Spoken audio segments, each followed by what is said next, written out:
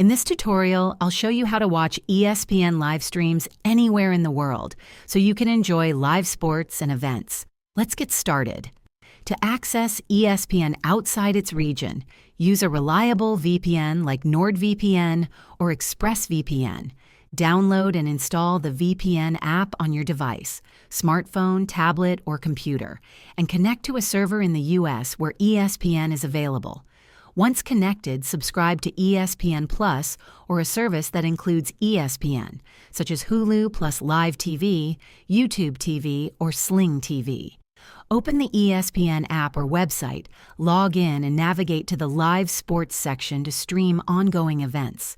For smart TVs or streaming devices, download the ESPN app, log in, and activate it by visiting espn.com/activate if required. Alternatively, cast content from your phone to your TV using Chromecast or AirPlay. Ensure your internet connection is stable for uninterrupted streaming. If this video helped you, please hit the like button and subscribe to this channel for more useful tutorials. Thanks for watching and enjoy ESPN live streams anywhere.